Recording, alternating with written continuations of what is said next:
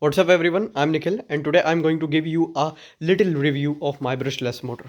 As you can see, I'm going to turn on the supply. I'm actually giving the power through this battery. This is a big battery, but it is of 12 volt. You can hear the sound of beep, and now we are going to maintain a safe distance. My transmitter is also on and it is connected, as you can see. Now this is the time to test.